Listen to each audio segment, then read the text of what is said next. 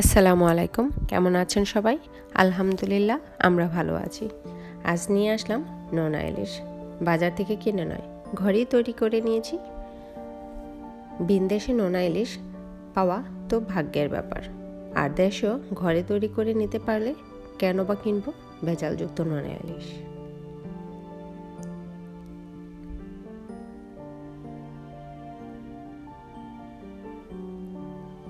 খুবই সুন্দর স্মেলযুক্ত একটা নোনা ইলিশ, পারফেক্ট নোনা ইলিশ। স্মেলটা তো আপনারা পাচ্ছেন না, বাট হয়তো বা দেখে বুঝতে পারছেন কত সুন্দর হয়েছে নোনা ইলিশটা।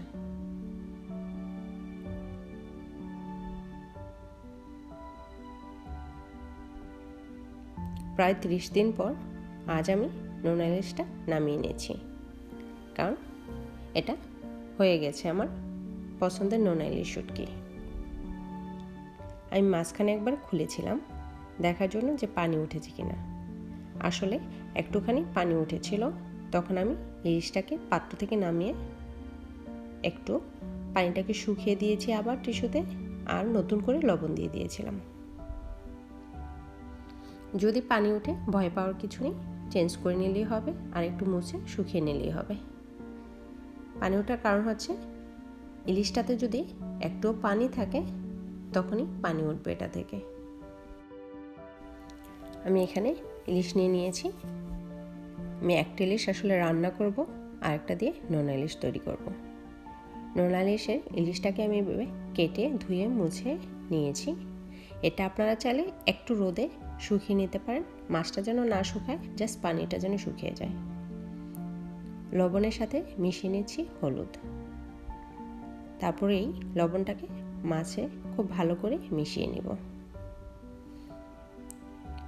প্রতিটা পিসের মাঝখানে এভাবে লবণ দিয়ে দিতে হবে,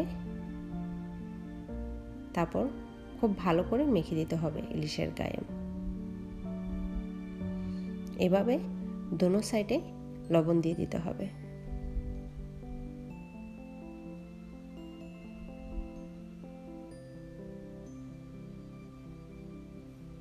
কোনো অংশ যেন লবণ থেকে বাদ না পড়ে।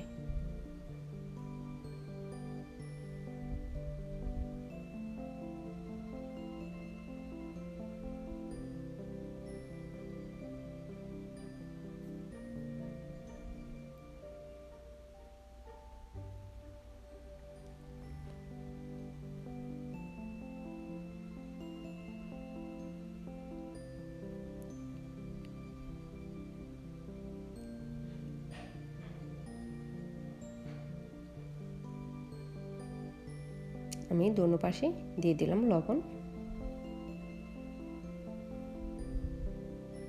এবং মাছটার গায়ে লবণটাকে খুব ভালো করে মেখে দিলাম।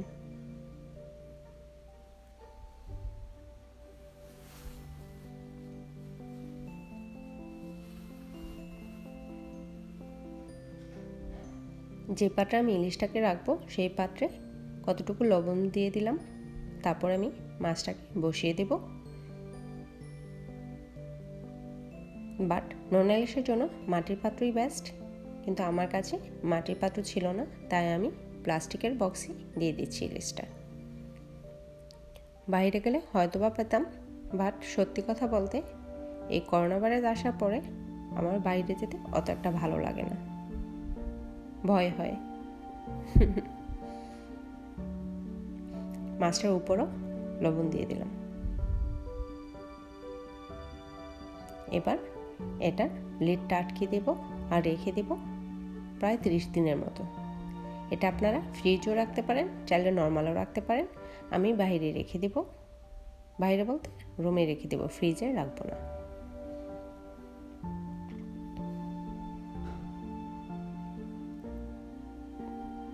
তারপর রেডি হয়ে যাবে মজাদার নোনা ইলিশ। ভালো থাকুন সবাই, খোদা হাফিজ, আসসালামু আলাইকুম।